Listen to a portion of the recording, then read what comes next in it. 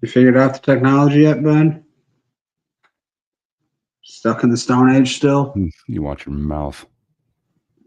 I can't help it. I can't help it if StreamYard doesn't like me. I've never seen that error before in my life. Anyways. Yeah, you look like the Doge company trying to break into the Social Security. Can't figure this out. They should investigate StreamYard. These prices are ridiculous. What is going on, everyone? Welcome in here to the Voice of College Football. It's College Football After Dark, right here on the main channel. We have Sean as usual. How are you doing, Sean? I am fantastic, Benjamin. It's wonderful, beautiful day here in Michigan. Sunny West Michigan for a change. I would say the same, but then I realized it's Monday tomorrow, and I was like, ugh, gross. It's just immediate. It was like, and back to work. Great. Fantastic. How is everyone in the chat doing tonight on this early off-season show that we have going on over here? We've got a few people in the chat. I've seen it. Jackson, best of luck, you Jackson there. We know your deal. Definitely follow Jackson on Twitter. Jackson's probably going to be in the chat tonight, dropping some stuff. But don't worry, we got you, Jackson. We got you. Jason's here, of course. Your football, of course. Some Trojans. David. Jim R is here too. How many days till kickoff? Oh God, I don't know. I don't want to start counting yet. The 100-day mark. The 100-day mark is bad enough. We could kill 5 minutes on the show by just sort of doing the math. The 100-day mark is ridiculous enough to count down from. But at least at that point, you're like, yeah, we're getting there. We're getting there. What are we? We're like 200 days almost. The season only lasts about 100 days. It didn't feel like it this last year. Yeesh. The regular season, I should say. Yeah, this last year felt like it went on forever. I don't know what it was with this last season. The playoffs last 200 days on their own, so.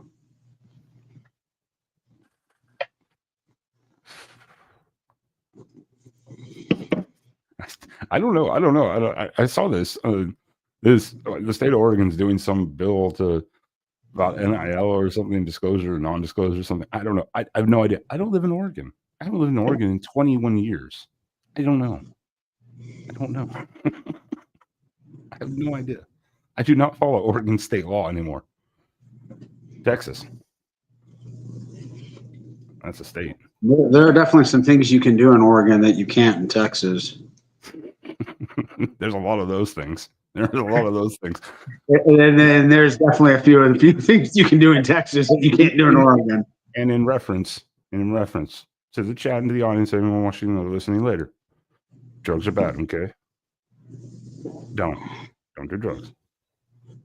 Just unless you want to forget about your life, then they're optional. Yeah, I was about to say, yeah. This season was like 3 years ago, and then yeah, this last season though, it was just weird. It was just there was really no change to it outside of the playoff games. And it was literally only like 10 extra days instead of January 10th. It was January 20th. Yeah, but you had a lot more games. You had a lot more stuff. Yeah. I guess it was the stress, the buildup, just the being different than what we've been used to. Just made it feel so much longer. The regular season was a week longer this year too, but whatever.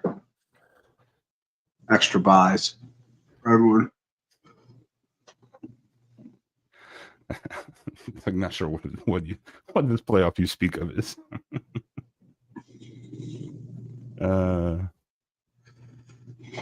Okay, I got you, Trojan. Yeah, I saw something about it, but I didn't go. I feel like Dave might not be too interested in the playoffs for a few years here. Maybe. Houston. I used to live in Fort Worth. Well, actually, I used to live in Haltom City, on the city line of Fort Worth.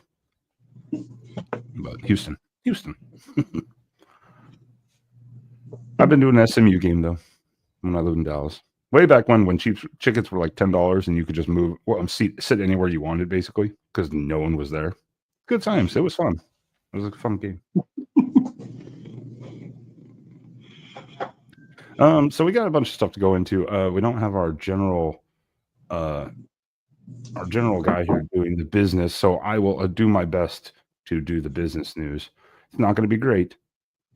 I'm not going to have flashy graphics like Jackson does.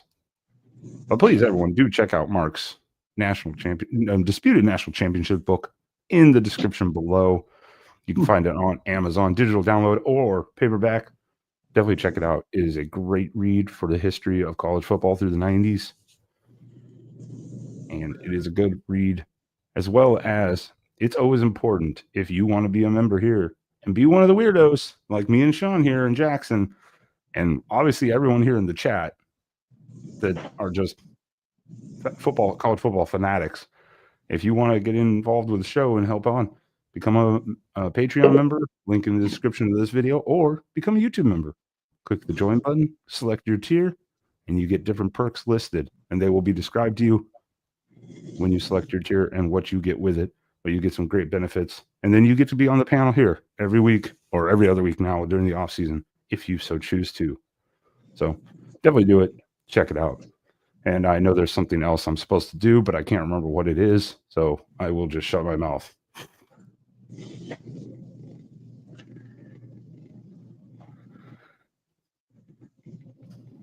Oh God, now we got all the Texas people in here.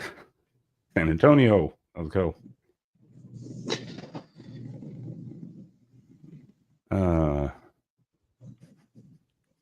Are there any actual Texans, or are they all transplants like Ben? Little carpetbaggers. Probably all transplants. Hey, I got stationed here, so I just ended up staying and then coming back afterwards.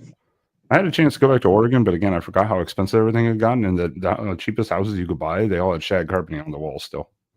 They literally had not been renovated since like the 70s. Could you imagine the smell and stories those walls would tell? Yeah, they probably haven't been fumigated since the 70s, dude. You hire like a professional carpet cleaner to come in, and then there's like a special option for Oregonians, wall treatment. So,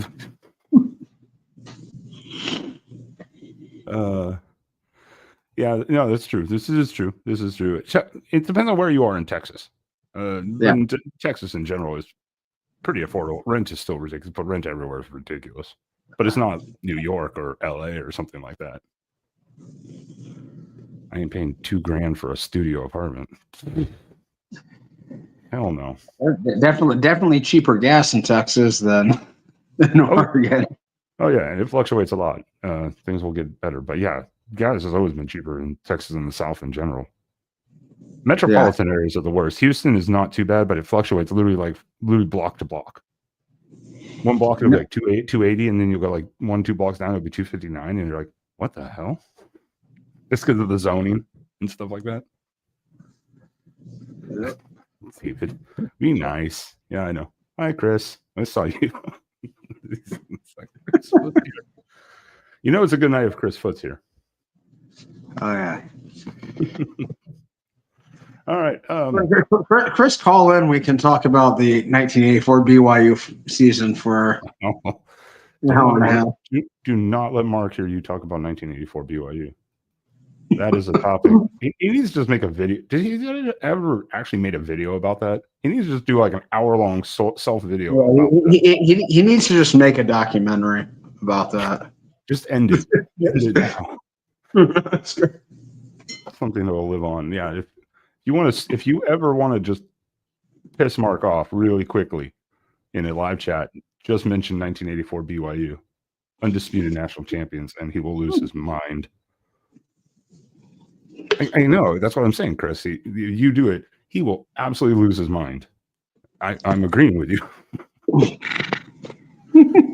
This has been the topic for like multiple years now, every time. Yeah. Are there topics going on in current college football that we might want to talk about? We're like 10 minutes in. I don't know. Now we're going 1974 Merrimack. We are going to do a poll. We are going to do not necessarily a poll. What we'll do is we'll have a show where we evaluate our upcoming sweetheart team, our dream team, so to say. Like we talked about Merrimack. What was it? Not Stony Brook. Stonehill. There it is. I have the list. It's over here. It's kind of. I don't want. Stony Brook's not that bad too. We might want some more regional diversity, though. I don't know. But I the Northeast. I do think when we get into schedule previews, which we'll start probably in a couple of weeks, I think we're going to find our hidden gem in our schedule previews. That's the plan. Once we get to the Mountain West preview season. What gem is oh my God! Wyoming's playing Paducahville State. Yeah, I was like, what gem is Air Force going to bring us this year again? Thank you. Shout out Air Force for the Merrimack contribution. Absolutely. Season's worth of content. Oh my God. Oh, easily. Yeah. I mean, at least it was a show's worth. Jeez. All right. Yeah. So let's dive into this as it was the topic of the show, and obviously, we're not going to be here for 4 hours. We're looking at you, Sean. Looking at you. Is there another person named Sean behind me? Shit. So there's been this epidemic now, and I'd like to get the chat's take on it too, because I've heard multiple good takes on it. But what is this thing with canceling spring games? There are teams that have had canceled spring games for other reasons, like I believe it's Mizzou is canceled this year because of renovations. Minnesota didn't have one last year and is not going to have one this year, apparently, for whatever reason. And obviously, Nebraska started this all off with Matt Rule and his, I call it paranoia, essentially. Is this a new thing, or is this a move? Is this a move to, as people have said, to go, we're going to go more NFL model? You know? Yeah. What is it? I don't know. I mean, yeah, maybe there's something that they want to conceal everything they're working on. They don't want to put some, information out there. That's the only reason I can see to not have a spring game. I mean, it's pretty cheap and easy revenue. A lot of places don't charge for spring game admissions, but you can charge $10 to get 20,000 people in. And then everyone can have a good time. You can kind of get a little bit of. I know Oregon generally is free. Just bring like a couple canned foods to donate, and it's free. Cool. And then they can donate to a food pantry or whatever. And it's like, so it's like a win-win, and you get to see your team, because that's important. I get it, and a lot of people say, and then the people in Oregon can get those food cans and trade them for weed, and we circled back now.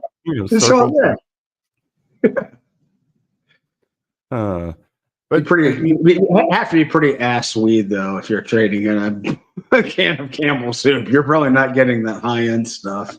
Campbell's, a can of corn. What are you talking about? I'm keeping the Campbell's. I see a bunch of chats in here. Yes, Jason, I understand. The spring game is not really a spring game. It is just a scrimmage. It's usually vanilla as hell on both sides of the ball, but it's that kind of break point after a season and getting reps with the team and seeing the young players, plus then seeing the returning players that you've invested your time in as a fan watching.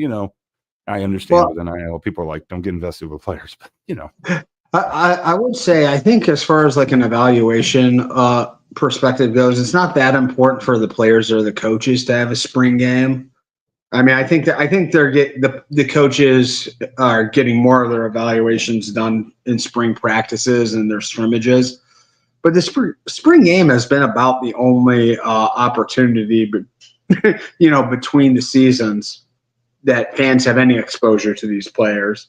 Yeah, and for a lot of these players, it's the only time they ever really do anything in front of a fan base on at the university. Like You know, I mean, it's the only time a lot of these guys will ever set on foot during a game. I'm just leaving Dave's comment up there for a second. Well, no, and I agree. Look, so a spring game is just a scrimmage. It's more for the fans than anything. Yes. But like you said, it's a great chance for that player on the roster that's third string, fourth string, maybe, to show out and show, hey, at game time in this setting, they're a player. You know, it's an opportunity. The players the coaches know what they got generally already. Yeah. From practices and stuff in 7-on-7s and stuff like that. I mean, whatever. They already know most of that stuff, but you know, I get it. What I think it was Chris that said, you know, injuries, because I know Ohio State canceled theirs, and part of what the reason for that was, you know, they just literally just ended the season.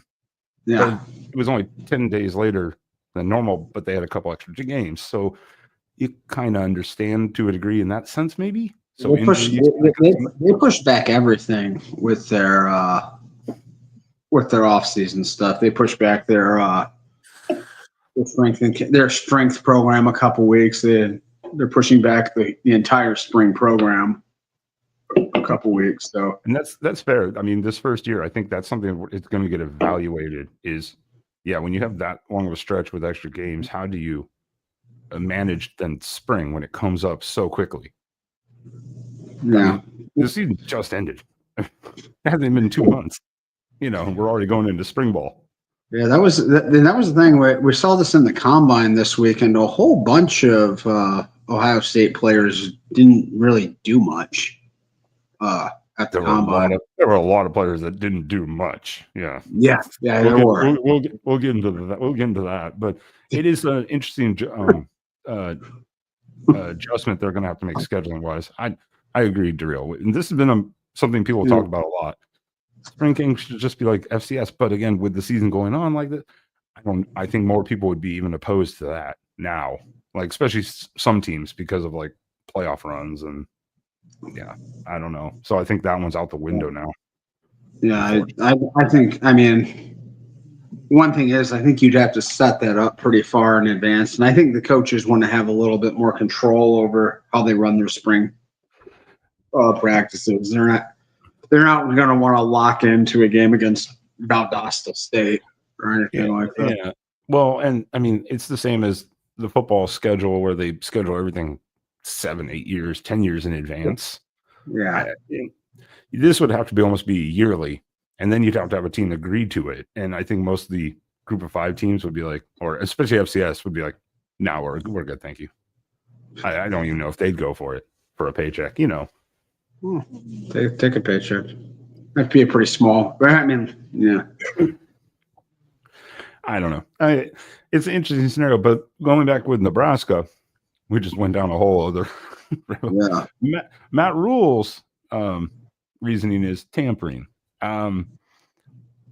Basically, you know, which is unfortunate because Nebraska throws one of the best spring games. They do. They're you know, Nebraska fans are insane, anyways. Everything that doesn't have to do with actually playing football, Nebraska does at a very high level. It's top notch. Yeah. I have to adjust Chris here. It's actually just Sam Houston. They dropped the state. It did. I know. I would know. Sam is an alum of Sam Houston. So he's like, it's not Sam Houston State anymore. I'm like, sorry. Geez. Sorry. Anyways, I kind of get the tampering talk, you know, hey, it's going to be televised. Someone's going to like a player that you have and maybe, as they would say, tamper and get him into the transfer portal. If you're going to be a starter, I'm sorry, if you went to the school, most people are not going to, I don't know. I'm not buying that. It's other choice. Shocking, right? I don't think tampering is necessarily a big thing. I think part of it is you can say that's part of the issue. I think part of the issue, though, is if you have the spring game, you're immediately kind of setting a depth chart. You think a player would know, hey, I'm going to be third or fourth string, probably, but you're saying a depth chart. And so you're afraid that if a player realizes that, maybe they leave out in the spring portal. And so by not doing a spring game, maybe you'll avoid losing some of those players. I don't know. For depth, you know, I don't know what it is. I think it's a bunch of reasons, but I don't buy into the strictly tampering thing. Yeah. Well, at least he's giving a reason. PJ Fleck, I don't know. Has he said why? No. Wrong? Yeah, no. I looked it up, and I have it right here, and it said they didn't have one last year, which I didn't know about. No, yeah. I remember them not having it. It was kind of a big deal when they didn't have it. But Oh, and Iowa didn't have one last year apparently either. But yeah, they have yet to announce, as of a couple days ago, any plans for this year for Minnesota. Just kind of weird.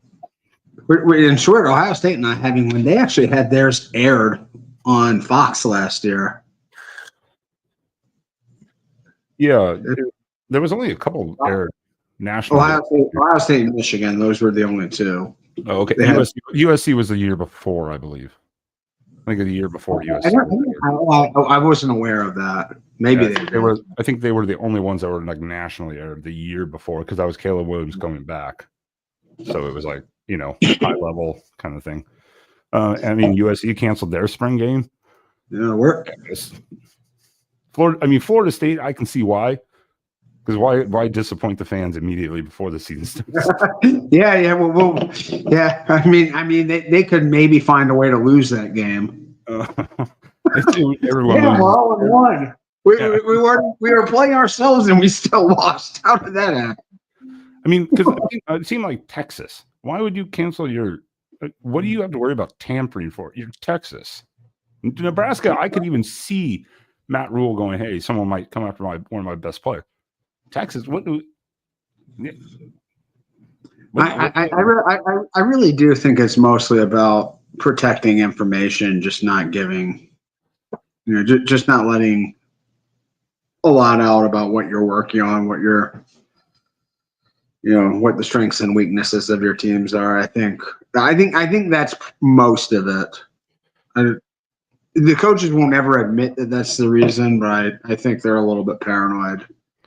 Well, the Nebraska thing too is the difference between this goes into something different, because this will be a whole different the next topic, actually, going back with Nebraska. But as for the spring game stuff, I just think it's setting bad precedent, because again, it is one of those things. It's a fan thing. Fans get different access at these games to players and coaches and media and stuff, like to talk, and sometimes they'll bring back former players to be the co-captains and it's just kind of a fun event for fans to kind of watch. And a shameless promotion time. I know that our Michigan channel will be they're covering the Michigan spring game very heavily, and there will be a get together somewhere. They're taking the plan. I know is for them to take over a bar and to stream from one of the State Street bars or whatever, wherever. We'll see how that goes. It's a great idea. You just never know what's going to happen when you go live like that.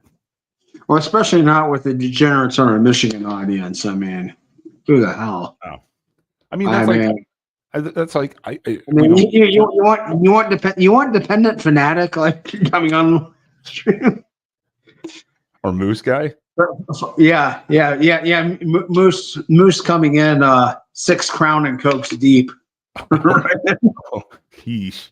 I mean, that was like it was for, I believe it was for to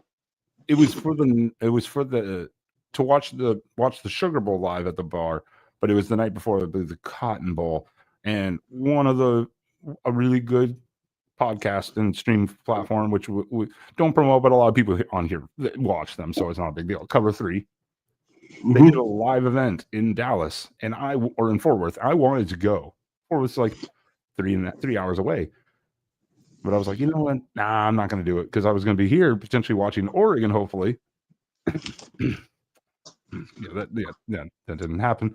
So, but there was an ice storm in Fort Worth that night, so I wouldn't have been able to even drive up there anyway. So I was like, well, glad I didn't go. And there was only like 40 people that showed up because of the, they like rented out the entire bar for this thing, and only like 40 people made it. It's like, so that's got to be so depressing when you move down south for the weather and you have to experience an ice storm. The South Like, is wild. The South is wild. People don't realize just how well, one day it'll be 70 and the next day it'll be 20 degrees, and then it'll be 80 and sunny the next. You get the draft breeze from the north, and it's over with. Uh-oh. All right, you two in the chat. I just saw it. You are blocked. I was like, all right, you two. I don't think Dave has the authority to block anybody in the chat here, but yeah, there's other teams that are doing these cancellations too, or they're at least heavily modifying the spring game ordeal. What that will look like, who knows? But I just don't buy the whole strictly tampering. I think it's a mixture of afraid of losing depth because they realize they're not going to play. Yeah. And then maybe a little bit of tampering, Yeah. Yeah, there might be some politics for sure. I mean, if you're not getting into the second half of the spring game, yeah, your role is probably not. Unless you're like a true freshman and you're redshirting. Yeah. Like that. Because if you're redshirting, you've probably already been told, hey, this is going to be a redshirt year. But even then, you're not a big part of the team's plans for the year going forward. Yeah. No, I mean, that's a fair point too. I mean, that's why people flip. Players flip in not just the transfer portals or when they go into it for that reason, but even recruits, they'll flip because they'll look at a depth chart and go, yo, I'm going to be buried like 5 deep on this thing. Yeah. So, I mean, as a Buckeye fan, I am a little disappointed because I actually thought, it'd be nice to get a look at some of the new pieces. Last year, it was such a veteran team. They had so many pieces coming back. Wake me up in the second half when players I don't know are in the game. Well, yeah. But this year would be okay. We've got a couple transfers on the O line. We've got a bunch of new starters. I'd like to get a look at them. I think, that's every team for the most part. Unless they had a really young team last year, most of the teams, especially that went anywhere in the playoff, lost a lot of guys. Yep. And I know for Oregon fans, we want to see Dante Moore and DeCorian Moore. More to more. We want it. Give us more of it. That's what we want to see and see. Give me D Moore. Give me D Moore. Unless Oregon randomly cancels theirs, they're still going. Trojan brings up a good question here. I don't know if we can answer this. Is there a current king of tampering and doing it? Is anyone doing it better than everyone else? That is a really good question. I mean, who do we suspect is doing it better than anyone else? I thought Ole Miss was Lane Kiffin might have been the king last year. Yeah, well, I guess also too, if you want to consider Oregon's a strong contender now. But does tampering have to equal success, or is it just trying? Well, hey, don't hate the player, hate the game. I just thought it was funny. Lane Kiffin, who spent like most of his career accusing everyone under the sun of tampering, and then last year it's like, oh, we've got 20 of the top 30 transfers are all coming to Ole Miss. When is Kiffin not whine about something? I like Lane Kiffin, but sometimes I'm like, dude, just shut up. I'll tell you. One time he stopped whining was about 8:15 on New Year's Day. He spent the whole day basically whining about how the SEC got screwed. And then the Tennessee game happened, and he just went missing in action. Yeah, radio silence. I was like, I think I tweeted. I was like, has anyone sent a welfare check for Lane Kiffin? He hasn't tweeted in 45 seconds. Yeah, it's like, and he was happy to beat Duke with Duke's like 5th string quarterback. Yeah. Tampering, I don't know. I think Jason's kind of right. I don't know if tampering is really a thing. there's no real legal structure to it. I mean, what backing are you going to get to hold accountable anyone who's alleged to have tampered? Nothing. No, If Michigan can literally have Connor Stallion, if Michigan can literally know Connor Stallion's on the sideline of Western Michigan game, hiding and recording stuff, and they get nothing. Well, we'll see. We'll see how that goes. But you know what I mean. The point. The NCAA, they probably won't get a whole lot, but we'll see. They have nothing to enforce. No, they screwed the pooch with this whole NIL and portal issue. Got forced upon them. They didn't want it. I apologize, Greg. I think I said Western. Yes, you're right. Central Michigan. It was one of the Michigans. He was probably at Western too. Who knows? Yeah, so it was one of the Michigan teams. One of the other ones. Yeah. And don't worry, Greg. Jackson is in the chat here and there. He's just dealing with some stuff, so he's not on the show tonight. So it's just me and Sean. You get to look at our beautiful faces and listen to these sexy voices. Absolutely. When's the beard grooming advice hour? Maybe I'll make a video and I'll give it to Mark next week, and I'll see if he wants to upload it. That can be in place for next week's After Dark show. It'll be shaving with Ben, and picking the right setting and getting rid of the gray hairs and all that stuff.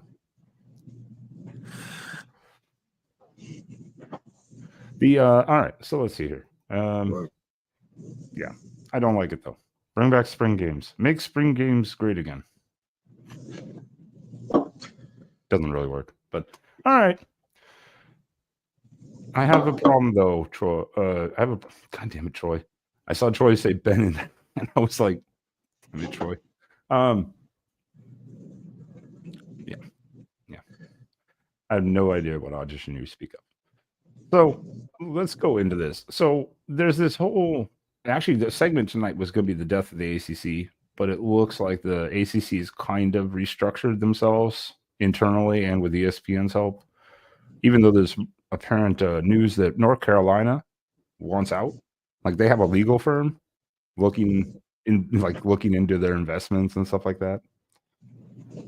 So with the realignment thing, this wasn't a story about realignment, but with the playoff and the realignment, we've seen rivalries die. We've seen rivalries renewed. You've seen, obviously, Texas, Oklahoma State. You've lost Oklahoma State.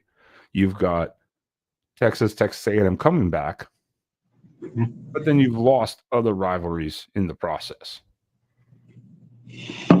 And one of the new ones that is maybe going to be lost, and I'm not a fan of either team, but you might be losing the treasured fight for the jeweled chalet. I think I said that right. USC and Notre Dame. Yeah, and Trojan knew it. There was someone in the chat earlier. I couldn't even bring him up. I told Sean about it, who immediately just went off on a rant about Michigan. And I was like, I'm not talking about Michigan or Ohio State, but the news from USC AD is non-committal. Trojan, correct me if I'm wrong. It's scheduled this year, and I think 2026. But then there's no continuance right now. And she gave a very uncommitted stance on continuing the rivalry. Yeah. Well, this was sort of hinted at during the season here.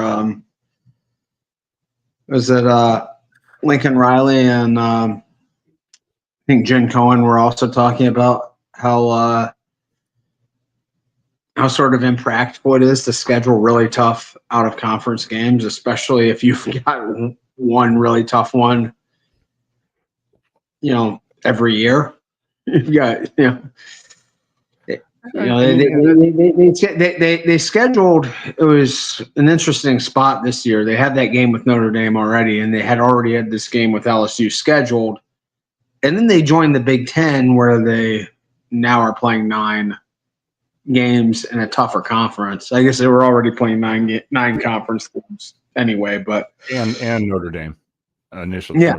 So you basically got room for for one, kind of cupcake game. And I think USC this year, USC will become the last team to relent to the pressure, the FCS temptation this season. I think they're the only program in the country that has never played an FCS opponent. And I think they do this year. Could be wrong. I would have to, Trojan in the chat would probably know for sure. I'd have to pull up their schedule, see if they actually are doing that. And that's something that, besides the rivalry situation, and that's a whole different, the other part of it. But I mean, I don't know. I think that's it. If you want to maintain the history, the rivalry, the whole point of college football, something that fans look forward to this type of game every year. That's like Ohio State, Michigan. You look forward to that every year. Oregon looks forward to playing Washington every year. Hopefully we continue Oregon State even though Oregon State's on obviously not a great trajectory. It's still an in-state rival. So it's just one of those things. Alabama, Auburn, Georgia Tech even. After this last year, I want to see more of that. I don't want to see 8 overtimes, but, I would like to see more games like that. So, I mean, it's just one of those things. But I think what you're saying is, and I agree with this, you're looking at teams going like a USC, this isn't a dig on USC at all. Every year has gone downhill for Lincoln Riley, basically. And so they're going, man, this schedule is getting brutal. Can we get rid of one hard game? Maybe. And but a lot of teams are doing it. It's not just USC doing it. I think a lot of teams are looking at this scheduling and going, why are we doing this? And you look at the way this the playoff committee handled the end of the season this year. They basically didn't care. It didn't seem to matter who you played or you beat. Just how many games you lost. Just who you. That was. I mean, you look at Clemson beat SMU this year, and they were seated below them in the playoffs. Even though Clemson had played Georgia and South Carolina, and SMU played basically nobody all year long. SMU got the, according to the rankings and the seedings, they were the better team. Yeah. South Carolina, they got punished for scheduling, or Clemson got punished for scheduling tough. Alabama got punished for having a tougher schedule than SMU. Yes. So why not make it easy on yourself? Yes. In certain ways, we'll have a whole show about toughness schedules and stuff like that, and we'll do a whole show on that type of thing. But keeping on this track, they had the meeting in Dallas. Was it this last Tuesday or Wednesday? The commissioners to discuss the potential change of the 2025 season, which I don't think is going to happen, but at least maybe seeding wise. But kind of like, oh yeah, now thank you, fix the seeding so you don't fuck over another team. There's my one F-bomb for the night. Mark, calm down. Well used one. If anyone deserves it, it's the playoff committee for sure.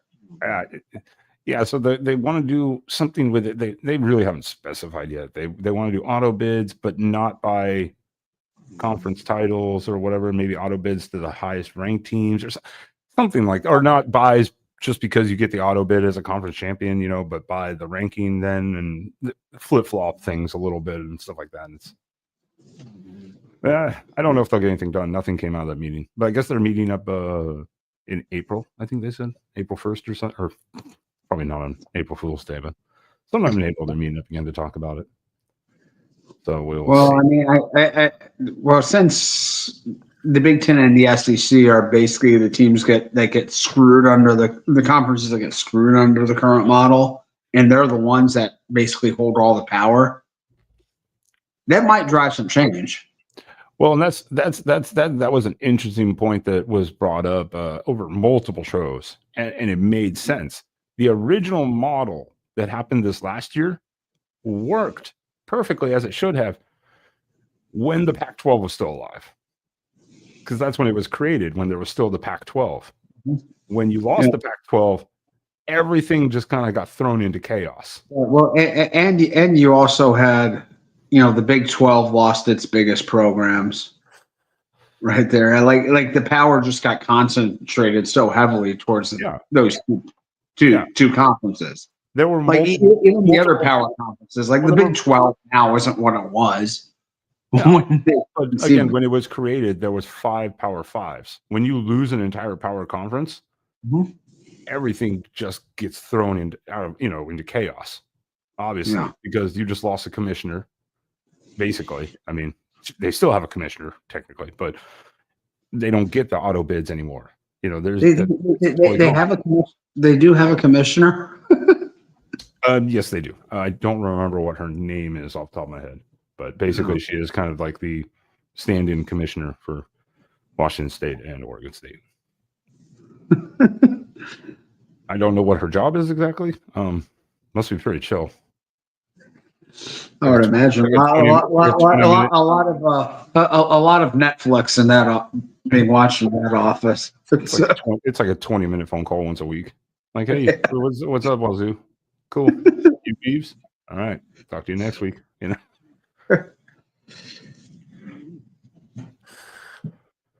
So yeah, that we're going to find out. There's no news right now with the seed. I think the only thing they'll change this year is the seeding, because why would the other conferences, though, this year when they don't have to give in to the power of the Big Ten and SEC? 2026, it's pretty much inevitable. But I think this year, maybe some seeding changes, but that's about it. Maybe. No, they have to fix the seating arrangement. Like it's complete nonsense to give those bids to the top 4 bids to conference champions. Well, yeah, and I mean, that's why I understood them saying they get the auto bid, but not necessarily the buy. Like replace that. Yeah, that's what I said. I didn't really have a problem with how they picked the teams for the playoffs. It was just all the matter of how they organized the bracket. It was just wrong. Yeah, that's what most of it came down to. I think. I mean, like I said, Oregon and Georgia were the conference champions. Their first games were against Ohio State and Notre Dame. The teams they beat, Penn State and Texas, had Boise State and Arizona State for their quarterfinal game. Yeah, and Texas barely got out of that one.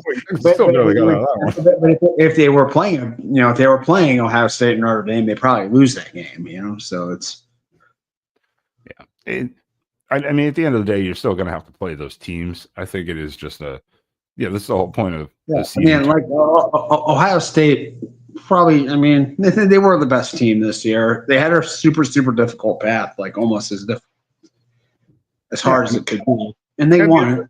At the end of the day, you're going to have to play these teams regardless. It's just you shouldn't everyone has said multiple times, if you have undisputedly the best record, like win-loss, you're the only undefeated.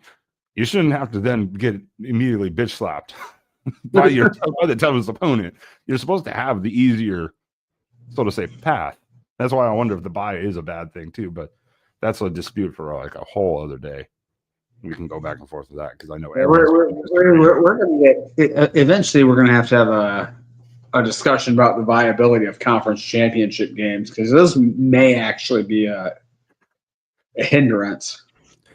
It could be. I mean, that's kind of the thing. There was a huge discussion last year, specifically for Oregon. It's like, is it better for them to win or lose before that game because of the bracket potentials? And I was like, no, we want to win the game. But then you saw the bracket come out, and you're like, shit. I kind of like to play Oregon State instead, or Arizona State. Give me Clemson, Arizona State rather than Ohio State right away. Yeah, I mean, it is what it is. So but yeah, this goes back to the whole scheduling thing, though, that we go back to with Notre Dame and USC. It just, I don't know. I don't like seeing all these rivalries potentially going away. And that's what like Trojan's asking here quick too. At this point, I don't know. I think this is the last year it's scheduled for right now. I thought they scheduled it for 4 years, 3 or 4 years, but apparently this is the last year it's permanently scheduled. So I don't know how that's going to work out. Yeah, hopefully they'll keep it. It's a shame that might feel almost like Arkansas against Arkansas State. Before it's like there's no real reason to play each other. But I don't know. It's one of those things, like if it goes away, it goes away. It's going to take a while to get used to, but you just transition into playing all these other teams where this is the first year in the Big Ten. So you have to like all of a sudden start watching the Big Ten network and watching Big Ten podcasts and learning about teams and getting the schedule down. So to lose something that's familiar immediately, like the second year is like, damn, come on, give us one thing outside of Washington and, USC and UCLA on rotation that's familiar. Yeah, I was going to say too, if Notre Dame loses its rivalry with USC, does that put more pressure on them to join a conference? Well, that's the other fascinating point of that. Is this also a leverage tactic? Like, who's pulling the strings of this? Is it USC for the scheduling purposes to drop maybe a heavier opponent, lessen the travel, or is it a power play to then go, hey, Notre Dame, now your schedule got weaker because now you don't have a USC. Yep. You got to join a conference. And is it like the final, maybe kind of leverage play to push them into that direction? I don't know. I don't think so. I don't think it will happen. Let's put it that way. Yeah, unless you want to be forced to schedule like Nevada or New Mexico State for these games, Well, because I don't know what their clause or contract deal with the ACC exactly is or how long it goes. I know what it is, but how long it goes. They're a full member of the ACC. I mean, they play. Well, not in football. Yeah, but they have a they have a vote for the conference. They're not like a charter member, like but they can't play for the title, the conference title, and they have 5.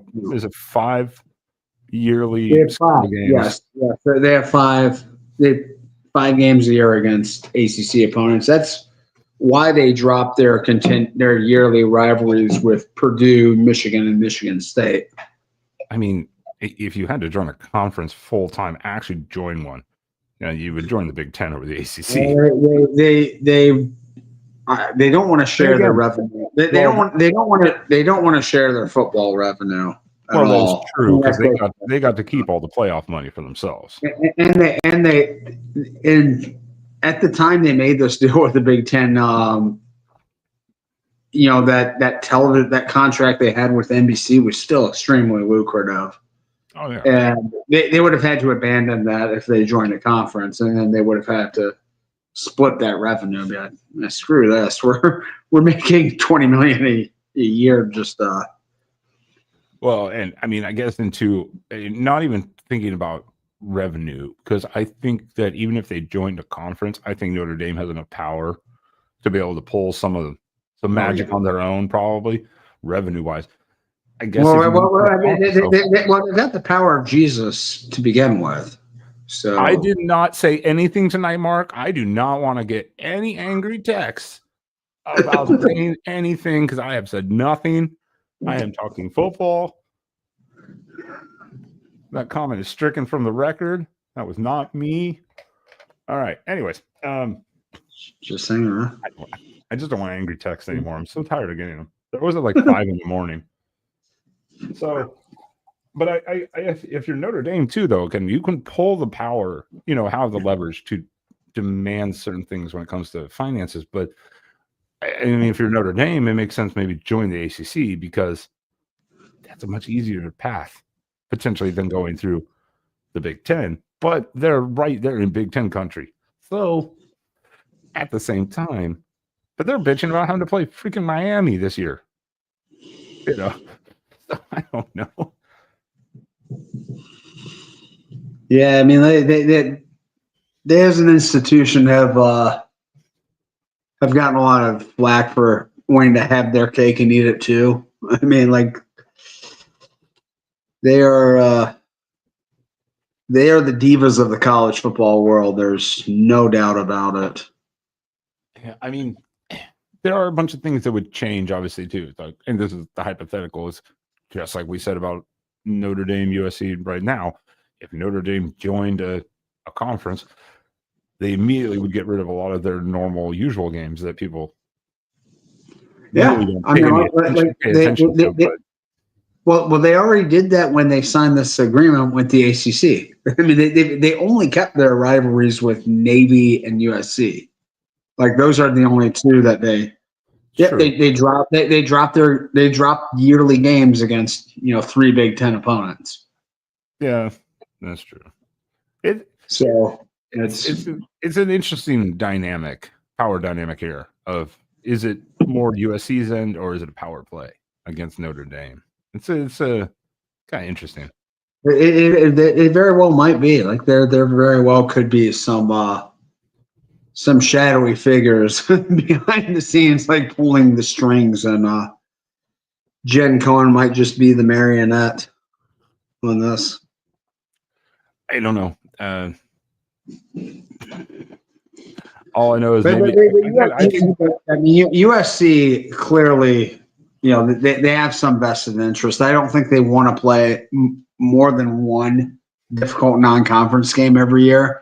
And I don't think they want to lock themselves into just having that game be against Notre Dame in perpetuity. And I understand the whole travel, but when you joined the Big Ten, you knew you were going to travel. I mean, that was a known. I mean, they're already bitching, not Trojan in the chat specifically, but they're already bitching on some other USC things going, we have to go to Oregon this year again. They haven't been down here since 2019. It was like, we didn't make the schedule. The Big Ten made the schedule. Don't believe. Stop bitching. Yeah. Stop bitching.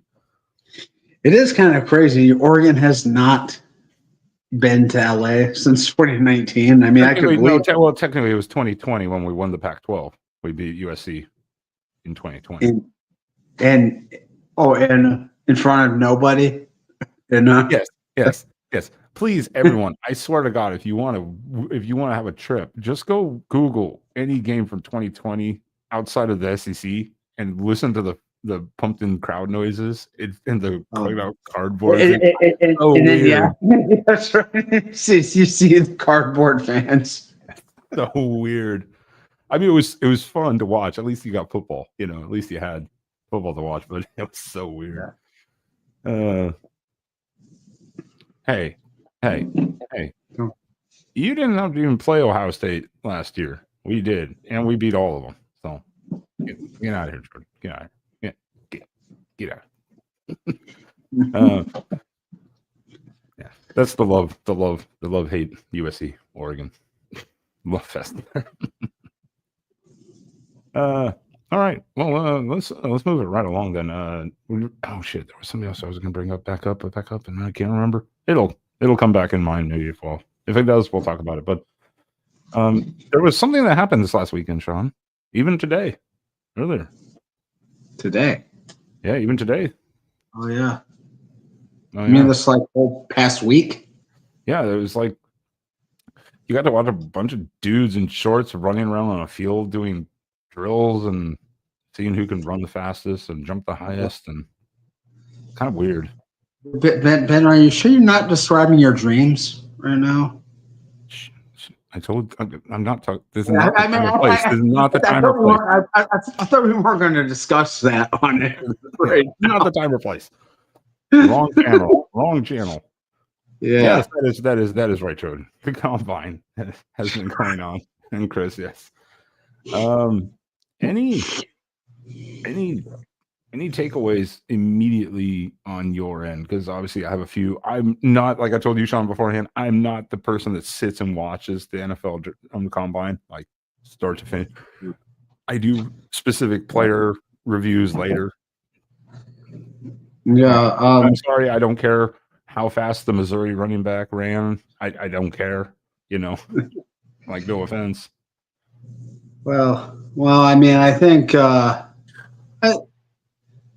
this year, couple standouts. Shamar Stewart from Texas A&M. He absolutely blew it up. Had a Trayvon Walker performance, and he's a likely first round pick in spite of only having 4.5 career sacks.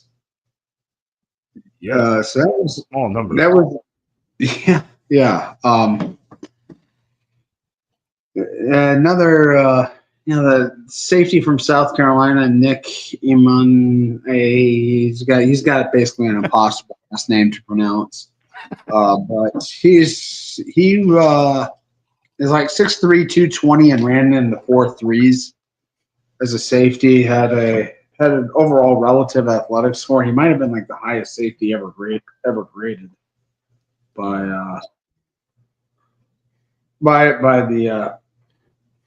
the relative athletic score by Kentley Platt.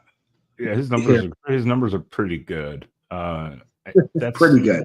Pretty good. He only got 4.37 at like 223 pounds. He had 4.3. He had 4.38. 4.37 was Marquise Siegel, Kansas State. I mean, by 0.01 difference. You know, I mean, pretty good. Pretty good. Yeah, possibly, but I ain't running. Yeah, so I'm like, if you and I had to run right now a 40-yard dash, what would we be? Oh, I mean, like what can the whole body part? The whole body has to cross the line. That might take a second. I'll go with I'm like Tom Brady number. Oh, I'm like 5'6" or something. We ran it. You know, when I was in high school, I was on the football team. I had a horrible time. I was like 5-something. I was like 5'1". I was a starting player. It wasn't because I was fast. I was a starting defensive end. Yeah, for a very good high school football team, but it wasn't because I was fast at all or big. I can still be pretty fast, but I would have to stretch like hell beforehand. Otherwise, I would probably pull something too. And God, Troy, the 4-minute 40. Let's go. What is that? What is that like? You took a power nap like halfway down, rolled his ankle. Was like, oh shit.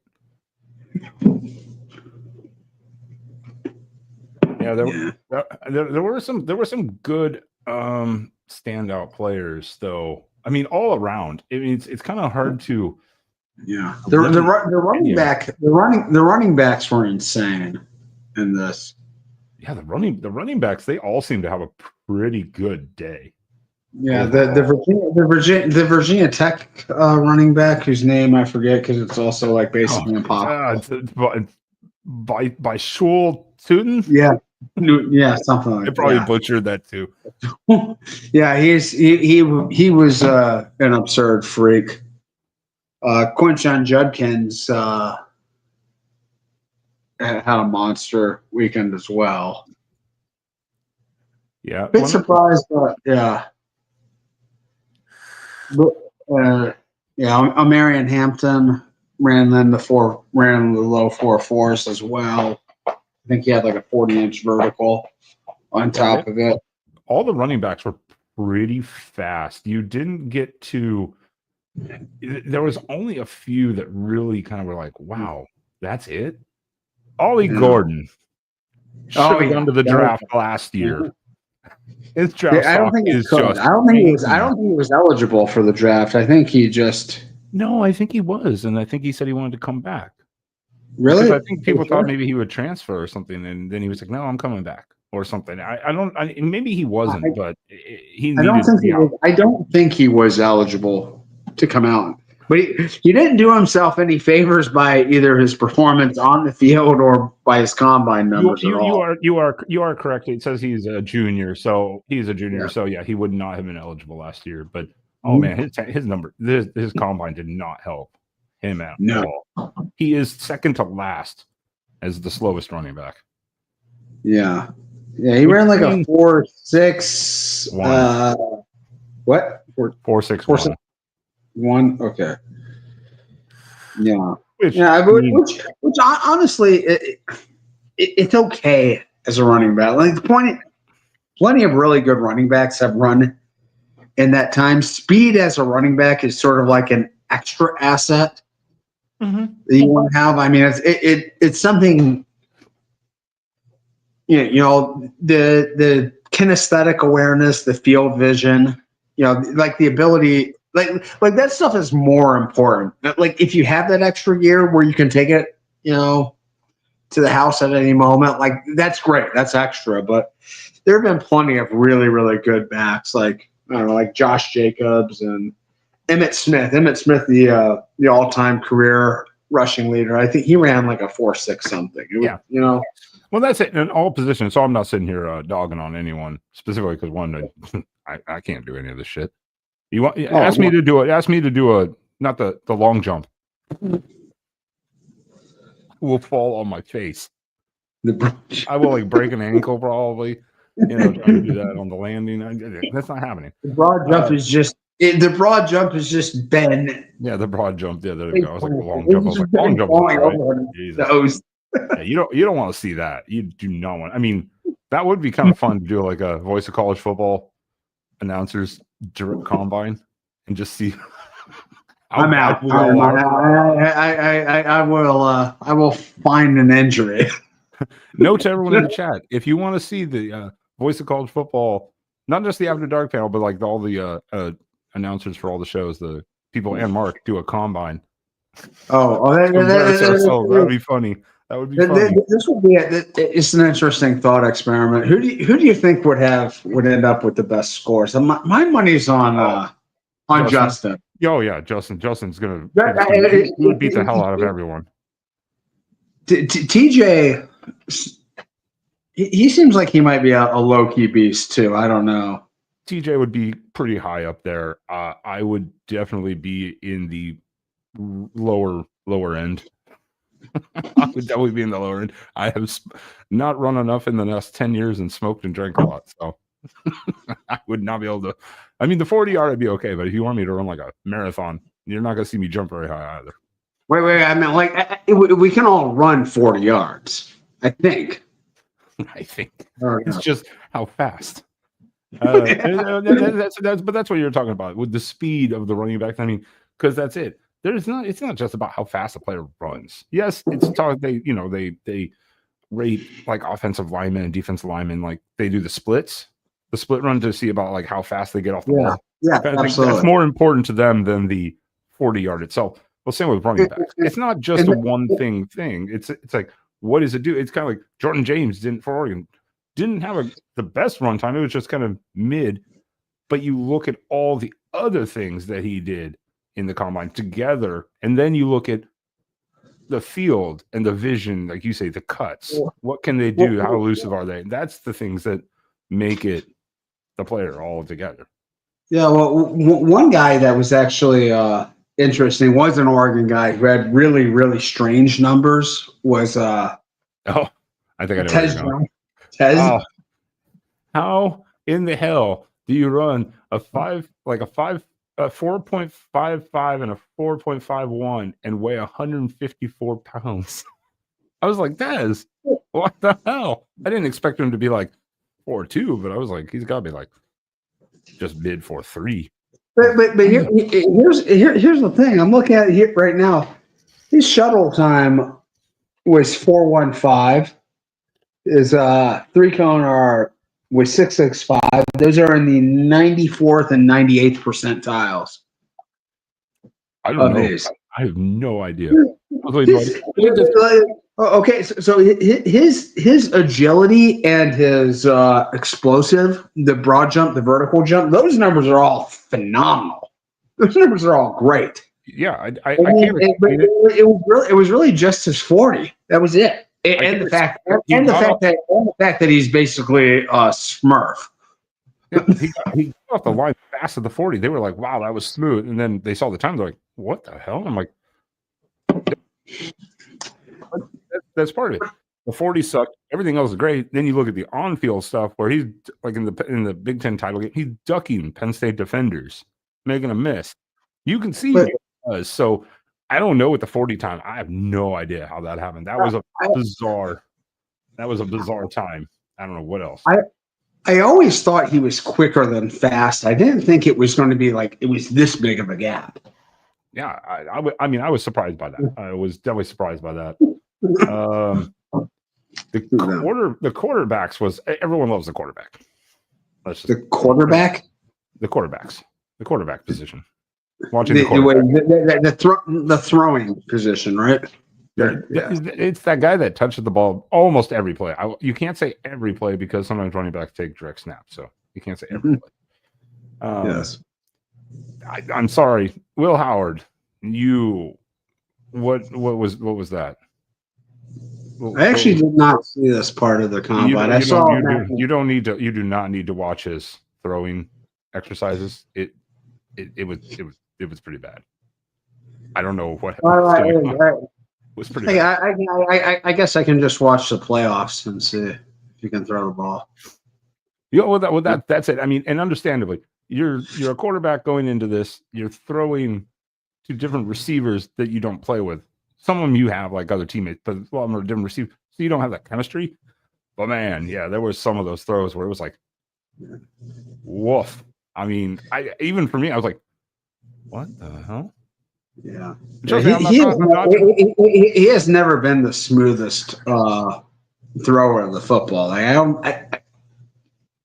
He wasn't a guy up until very recently that I was getting a lot of major run as a big time draft prospects. And I've seen some people put him suspiciously high on their boards here, like saying he's a first round pick, which I don't know.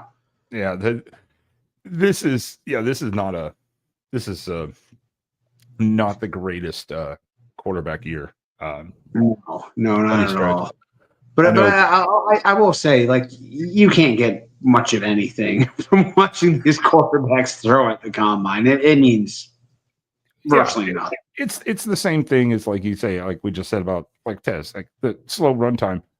Look at the game film. Look at what he's done production. You know what you're going to get. A slow 40, whatever. Clint, Dylan did not have a great day. Some of those were drops, but hey, he did throw that. He could show that he can throw the ball 55 yards air time, like 55 yards in the air down the field. So he might have also settled some of the arm strength issues. You can throw the ball 55 yards downfield and hit your target. That's pretty good. Not a great day for him, but it was all right. Yeah, he's not. I mean, like I don't know if he has much of an NFL future. He's a late third or fourth round pick. They'll pick him for productivity to be like a solid backup, kind of guy. I think. I don't like just an experienced guy. He's not going to be like a game changer. I'll defend him, but yeah, he's not like a Shadur who doesn't throw or do anything, or Hunter at the that kind of. I mean, Abdul Carter I can kind of get because he's coming off of a a pretty serious injury right now, but like, I mean, like Travis Hunter, we know you're a freak, and he would have tested phenomenally. Like, why not put on a show? Yeah, Shador, they're still throwing. The NFL should throw him a couple $100K. Just say, hey, you know what? Just go out here and run this shit. Yeah. There's no chance you're going to embarrass yourself in this. No chance. You're not hurting your stock. Not enough. I mean, not enough. I guess maybe they're concerned that instead of going say number 3 or 4, they'll drop to like 8 or 9. Maybe that's the worst thing. That's going to happen. If a team wants you, a team's going to take not going 8 or 9. Yeah, if a team wants them, they'll take them. Someone that did jump up the draft board, I think it has the potential to jump up the draft board way more than people thought. Tyler Shuck actually did pretty He was actually probably the best thrower of the quarterbacks today by NFL Network. I was like, Tyler Shuck, huh? He used to be a Duck. Oh wait, he also used to be a Red Raider and now a Cardinal. Well, he also used to play for like 5 different other programs. You're not that special. Yeah. It's like saying, oh, hey, that's that lady that had a baby with Elon Musk. Oh yeah, which one? Jesus. You're the Grimes of the Tyler Shuck. He did pretty okay. I mean, the point is he tested better than it. And actually, Brady Cook of Missouri had a pretty decent day too, which was kind of surprising. Nothing crazy, but I mean, the point is, if you have a good day at the combine and everyone else has a bad day, that just makes you look better. I mean, when you have Will Howard, the national championship quarterback, and the Big Ten offensive player of the year, and Dylan Gabriel not having great days, hey, take advantage of it, right? Yeah. That's what if people want to like insult me by saying Will Howard sucks, I'm like, hey, if we won a national championship with a bad, sucky quarterback, imagine how good we'll be. Oh, he doesn't. He doesn't suck by any means. No, but it was a bad day. It was just a bad day. Oh yeah. Oh, I'm sure. I've never thought he's a big time, and I don't think he's a starting NFL quarterback. I think he's like Gabriel. He'll be a nice addition to a backup, like a solid backup player kind of guy. He'll get an opportunity, but I think more both solid backups, honestly. Yeah. Kyle McCord, yes. Clint brings up McCord. McCord did not have a good day. Yeah, I did not watch his highlights, but from everything I've read and heard, Kyle McCord, yikes, not a great day. Well, I wonder how he did in the interviews stuff. I think he can be. I think there are some personality issues with McCord. I don't know. I haven't heard anything about that. I know that's where like Gabriel makes up his the other stuff is interviews. That's where he makes up for that because someone's like, I like that guy. Like someone said, what do people say about your height? And he's like, I'm not for everyone, but I'm for someone. Like great answer. Just like that's what you would expect out of a 32-year-old. Every year with Oregon, we have a 32-year-old quarterback. Who said, he just got his 6th degree in kinesiology from whatever. He wasn't doing classes last year. What are you talking about? You didn't play school. Yes. Who plays school anymore in college when you're getting paid? Tight ends. Did your guy go to the combine, or is he still on the team? Who? Your Ohio State's tight end. Oh, G. Scott, probably the main tight end. He's still there. Yeah, he's still part of it. Okay. And then the other but we did bring in Purdue's tight end, who will probably be the primary pass catcher next year. Max Clare.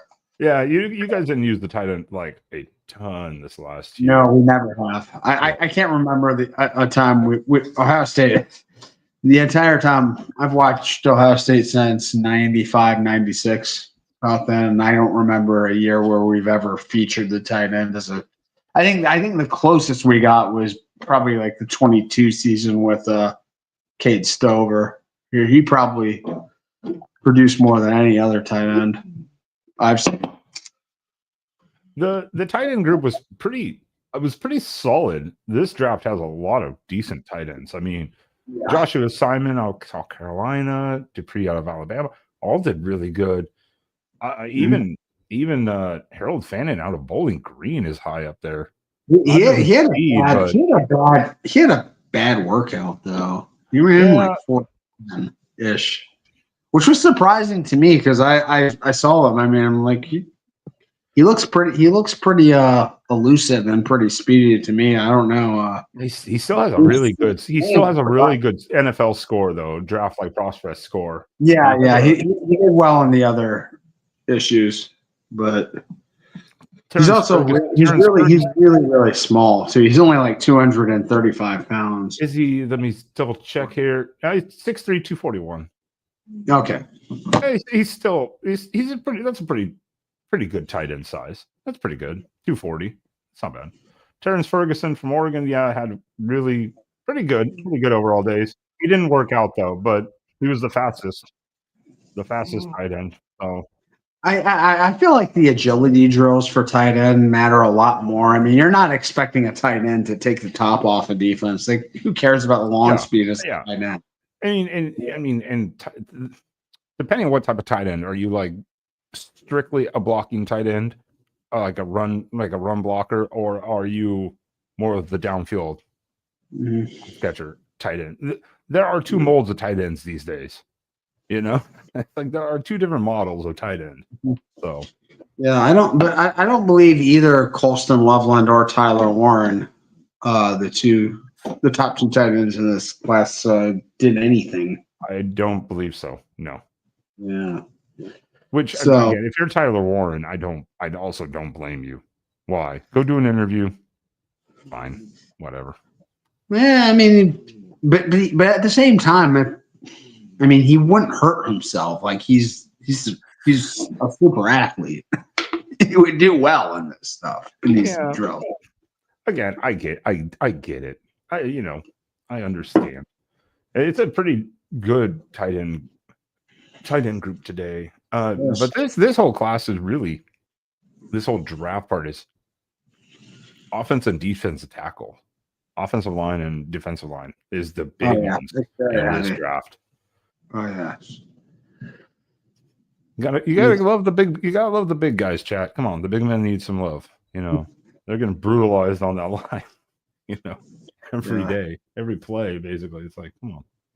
Yeah, the top offensive tackle Will Campbell came in with like an absolutely brutal arm length measurement, which I think generally they like it to be about 34 inches, and he was like just over 32. I mean, it probably won't make that big of a difference. I think he'll still go in the top 10 to 12 picks somewhere, but which is you can kind of get the measurables are, like you say, just like what we said, the testing measurables are one aspect of it. Obviously that's something they take into account, but they have to look at the production, and what they've done on the field, because this is such a deep class. The first two rounds are going to be so heavy with offensive linemen and defensive linemen taken. Well, especially the interior, the defensive line. Here, tons and tons of premier prospects. Oh yeah, there are so many, like, just offensive line. There are so many tackles and centers in this draft. There was something funny. I did not know this too. They literally put up because we lost both of our tackles, obviously, and Cornelius and Connolly. They put them up side by side on the draft board. They are identical measurables.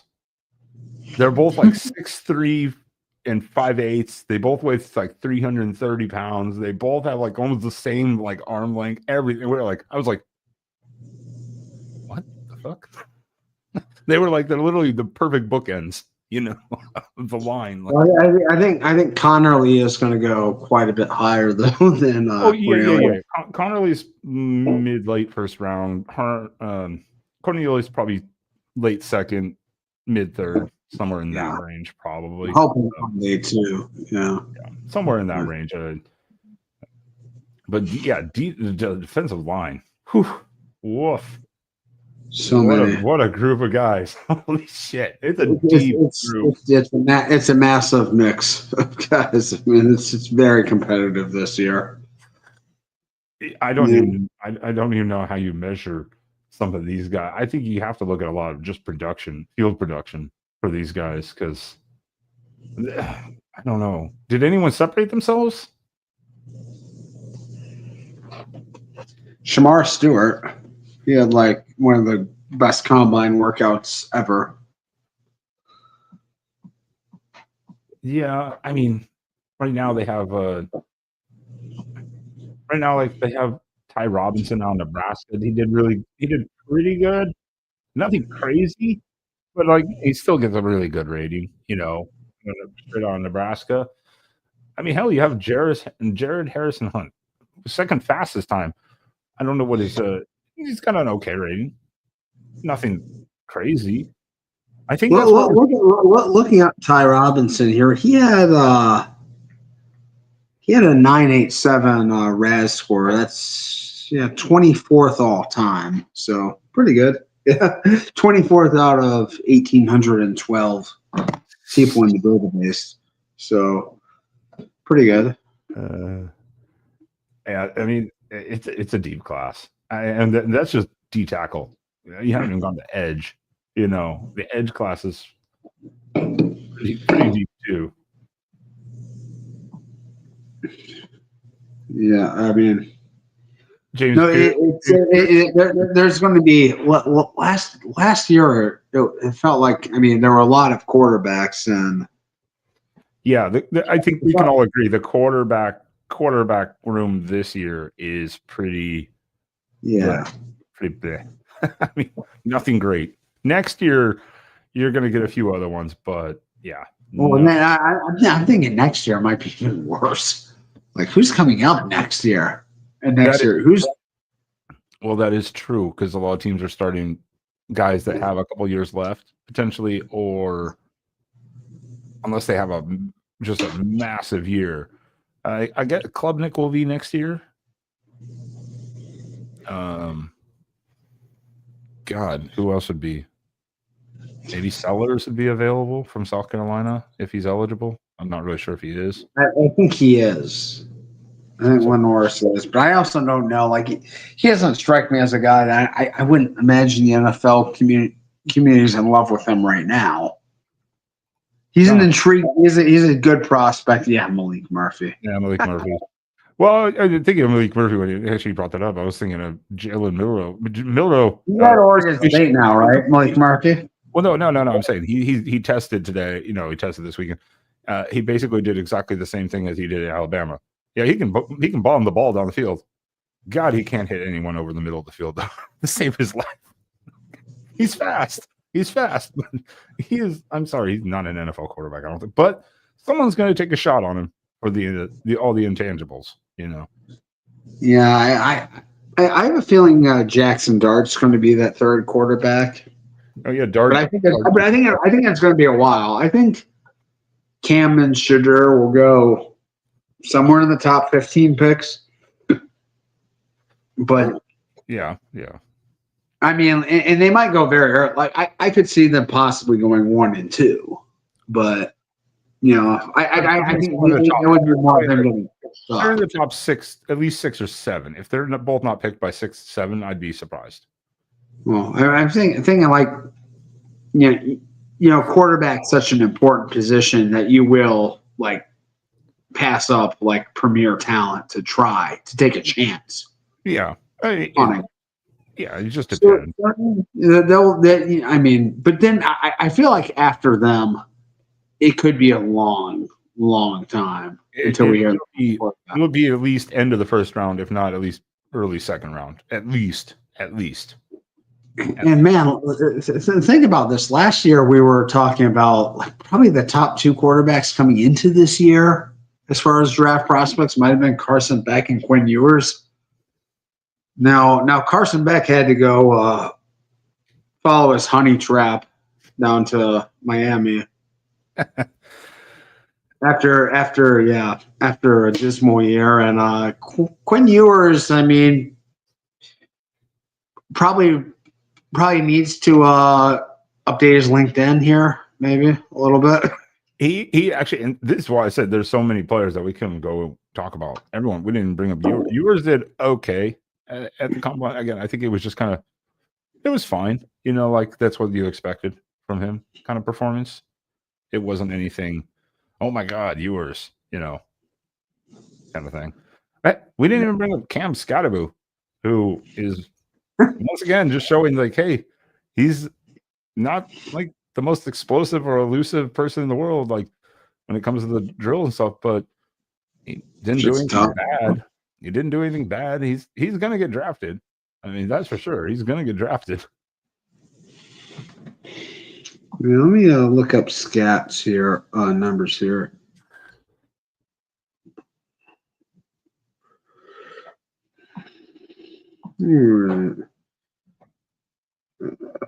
Shoot. It'd help if I knew how to spell his name. Scottaboo? Yeah. S.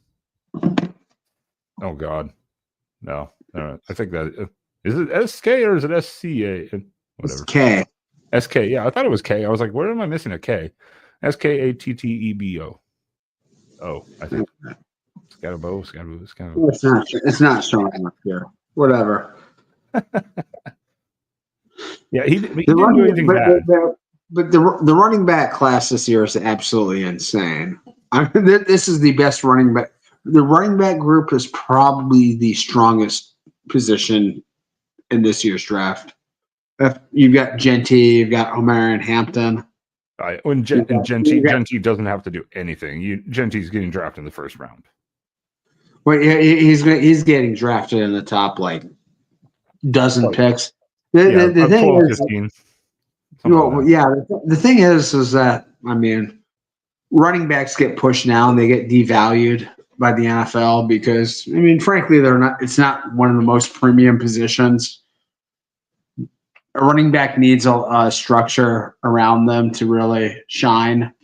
As we saw this year, Saquon Barkley, after years of just sort of floundering and swimming upstream with the Giants, finally goes to a team with a good offense and a good offensive line.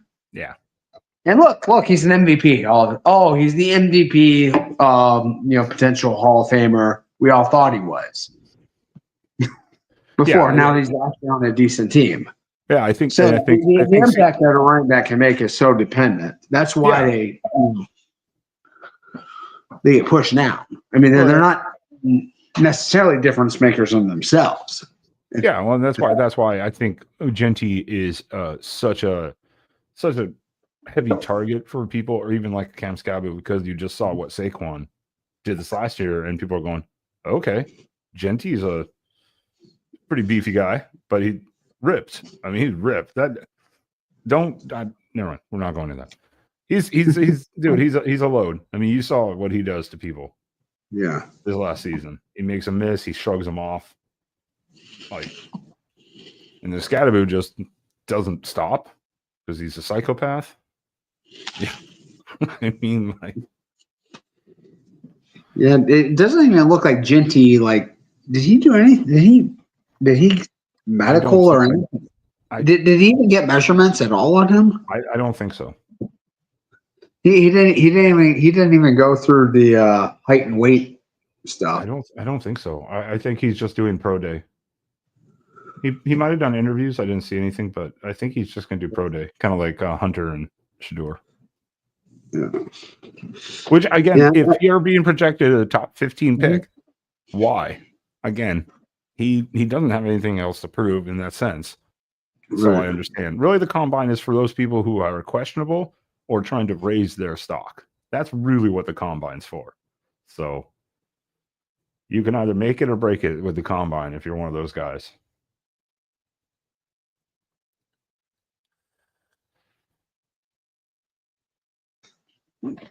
Sorry about that.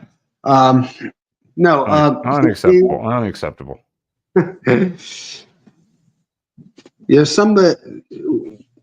interesting sort of a guy who didn't work out but had some interesting measurables. Going to go at the top of the draft, Mason Graham. He weighed in a little bit lighter. He was listed on Michigan's program at 320 the entire season, and then he weighed in right around 290. I'm trying to find out exactly. Well, we know how all colleges do it. It's not just a Michigan or Ohio State or Oregon or any school. Everyone oversizes by like an inch and about 20 pounds. These players, everyone does it, because I think Oregon listed Tez Johnson, for instance, at 170. He was 154. Yeah. Now they lose some weight during the training that they do before the combine. You're going to lose some weight. You're not going to lose 30 pounds though. You know, you might lose like 5 pounds. You're not going to lose 30 pounds. Well, especially, I mean, like, he didn't run. I don't know if he's going to run or if he's going to do any of these drills. He doesn't need to. His tape is exceptional. He's going to be a worthy top 10 pick no matter what. But he kind of came in like on the, with his, with his size and his arm length and stuff, the things that he did at the combine. Yeah, I mean, like, he's not a physical specimen. No one ever said he was, but yeah, he's basically just saying, yeah, pop on the tape. If you like what you see, take me. If not, I'm going to make your life hell. Someone probably will. I mean, someone will. But it's it's a deep class too, though. But he's pretty clearly at the top of that class with the interior. Someone will. I mean, he'll go early, but it's just like, it's like you say, like a lot of these guys that are real early picks and stuff. It's a dog and pony show here. Like, they don't need to take part. They don't need to take part, Matt. Why? No, that's why we said the combine's for upping your draft stock potential, because you get to sit and talk with the teams and show some stuff. Or it could hurt you, though. So if you're already projected to be pretty set, like guaranteed first round, even just first round, pretty much. Yeah. Well, I mean, to a degree, why? All you're trying to do maybe is go from like being the 30th pick to maybe the 20th pick, or something like that. At that point, you're not going to go to become the number one, but you're just trying to elevate your draft stock a little bit more. That's really all you're doing. All right. Yeah. The chat is having a major discussion about JJ McCarthy. I think it's been going on for like 20 minutes in the chat. I've just been watching it. That's all I've been doing, is watching the JJ McCarthy chat over here. All right. Is there anything else we want to cover tonight? Or we can continue to go into the JJ McCarthy chat.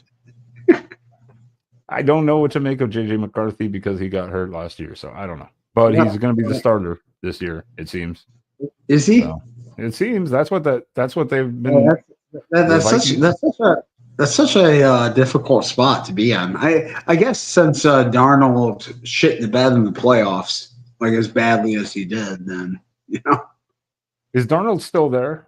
Because he had didn't he just have his statistically best year ever in the league this last year? Oh, by far, it's not even close. So it's he has not. I mean, but that's not saying a whole lot for how his career had gone before this season. He was a certified bust until now. Oh, is Darnold now a free agent? See, that's what I thought I had heard. Was it's crazy because they're gonna like. I believe he's like a restricted free agent, which means someone has to like. The Vikings had the ability to match. I might be wrong, but I don't know. Because I thought I'd heard was something like that, but then it sounded like they were really working to put JJ as the starter. I mean,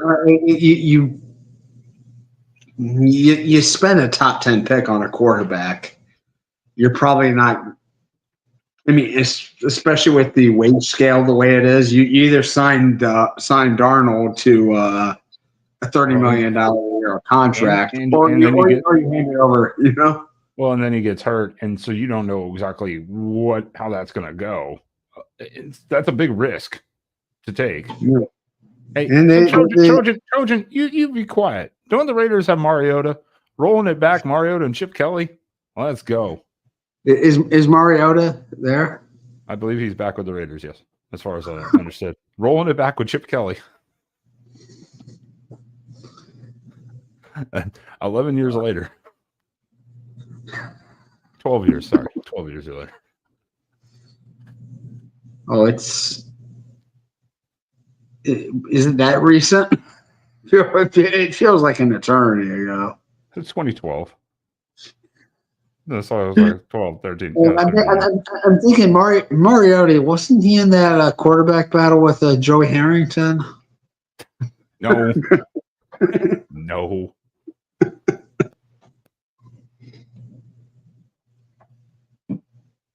Shit.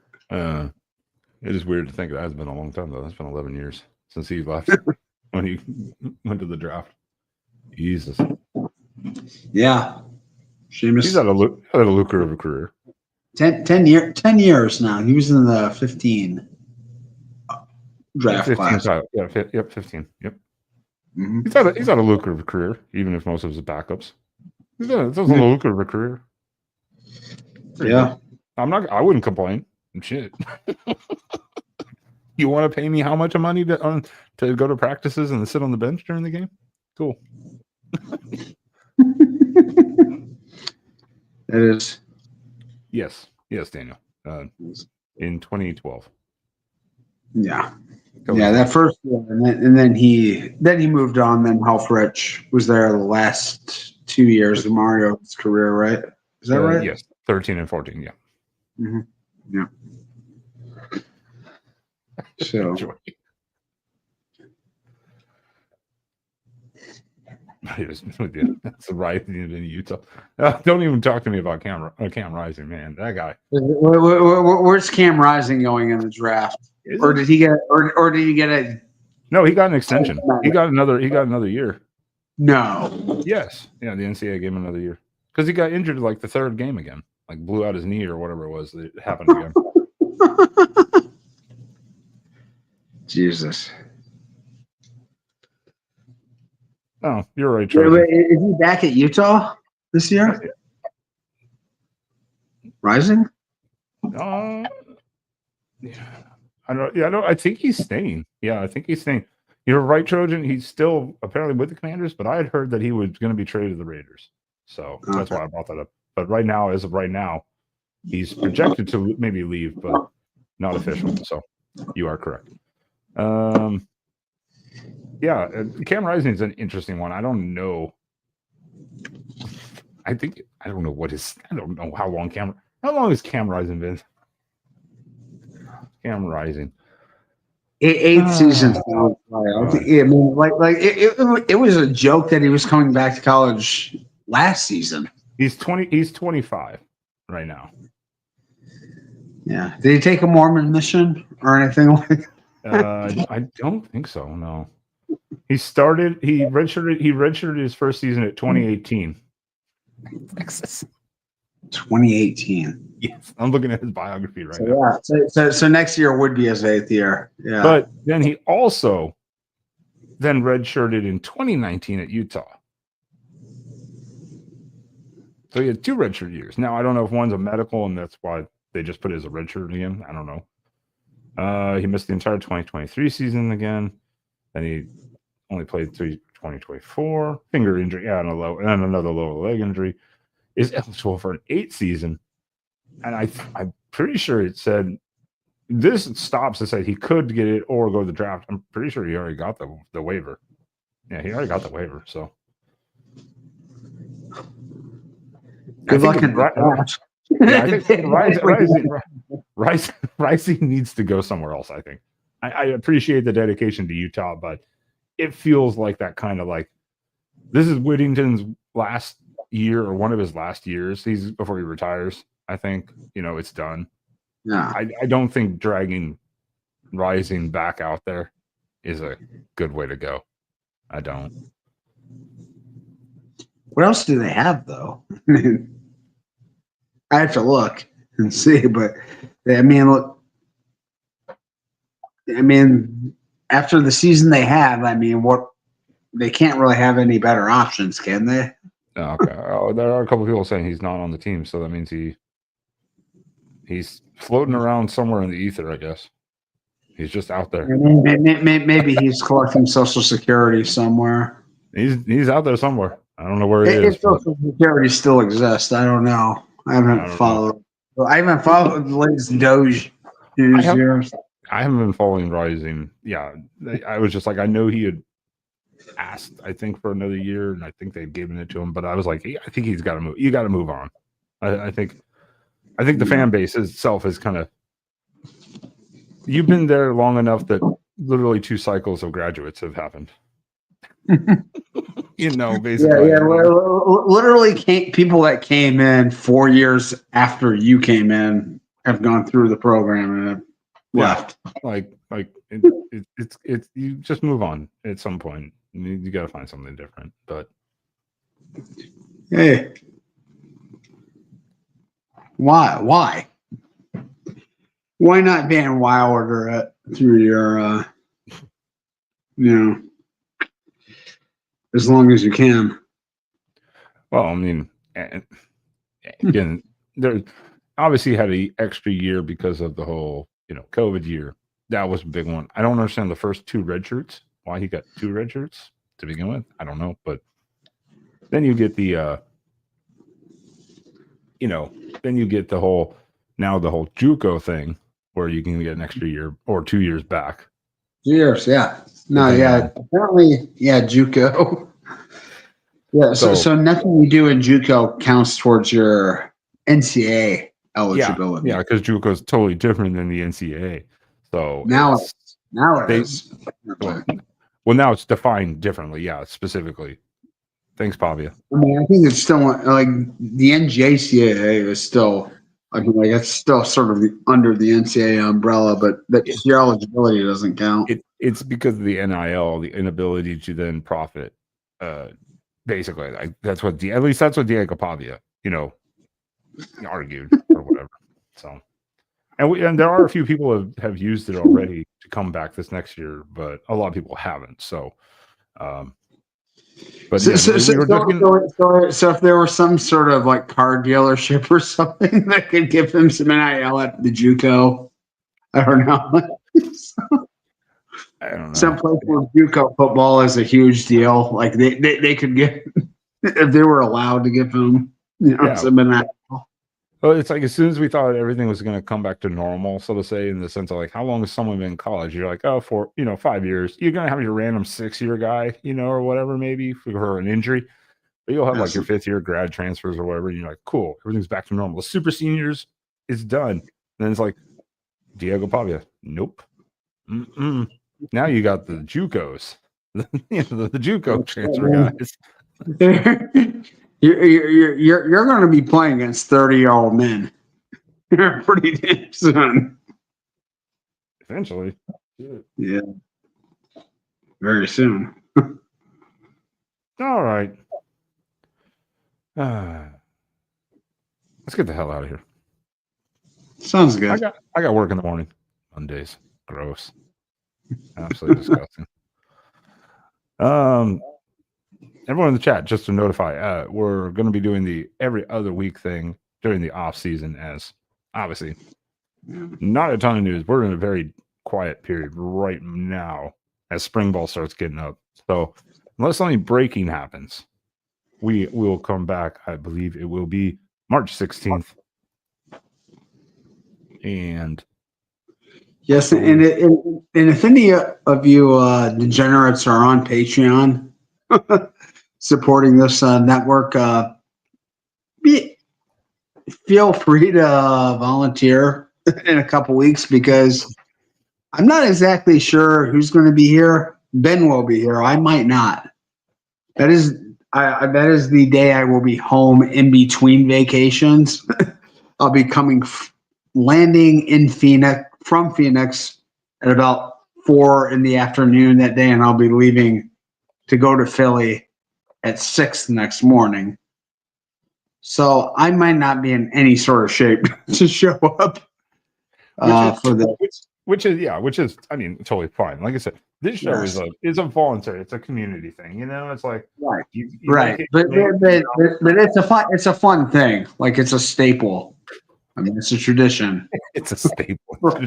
Those are bold words when No, describing the show. it is. I'm gonna let Mark know that this has become a staple of his channel. He'll be like, Yes. I mean, it is in the sense he gets a Sunday night off. No, but I mean, like it is a haven for the degenerates and the lowlifes in this community. That is a. I mean, we are the methadone clinic of the voice of college football, I believe. Especially for off season. We're very necessary. What? For the off season. If you're here at 11:30 p.m. Central Time on a Sunday night, March 2nd, talking college football and listening to us, you have as many problems as we do. Yes. Yes. Which means you would be perfect to contribute to the panel in 2 weeks. That's right. So don't be bashful. Get in here. Step back. Step up from behind the keyboard and do your part here. Get your pretty faces out there. Absolutely. All right, Sean, we didn't do it at the beginning of the show for the first time ever that I can think of. Where can people stalk you if they so choose to online? All right. Well, Jackson normally drops my links here. He did a while back. Let me see if I can find it. Okay. Oh God, so many chats. It's all right. I'm my. You can find. There it is. Yeah, that's my Twitter and Blue Sky handles, and yeah, you can find me there, and you can also find me here whenever we do this bullshit. from every other week during the off season, and yeah, and a couple things going on here in my life. Yeah, I got a few vacations planned, as I mentioned earlier, and we'll be hopefully be heading down to Chicago this weekend for a few shows. So, yeah, Chicago, Phoenix, Philadelphia over the next few weeks. Got a lot of stuff going on. So, yeah, please please help me out and show up on the show in a couple weeks if you can. Damn right. And that's it. I'd love to have some new people come on and talk some ball over here, especially in the off season where it's downtime. We're going to be trying to do some different things. We'll be doing schedule previews. Always is fun. People dispute the hell out of those for obvious reasons. Not projections, damn it. We're not doing that yet. We're not that crazy. But with that being said, I do want to thank everyone in the chat who's coming here on this off season here Sunday night in March. It's going to be fun. Spring ball is in a little over a month, basically, depending on when your team plays. And we will be looking forward to getting into that detail more and seeing that. Unless you cancel your spring game, then you're a quitter. Absolutely. Quitters. I am just here, though. There's no shame in quitting, though, right? A little bit. What was that? Anyway. What was it? In the words of the great Homer Simpson, you tried and you failed miserably. The lesson is never try. Yeah. Pretty much something like that. Yeah. It's like if you try and you fail, don't try again. Don't embarrass yourself. Don't do it. Just give up. But with that being said, I'm just Ben of Exploring with Ben Sam right here on YouTube. You see my X down there. You can follow me there, and or even Instagram if you want to. I don't care. Do whatever you want. But until 2 weeks from tonight, thank you everyone for tuning in to this edition, and we will see you guys here in a couple weeks. So, thank you.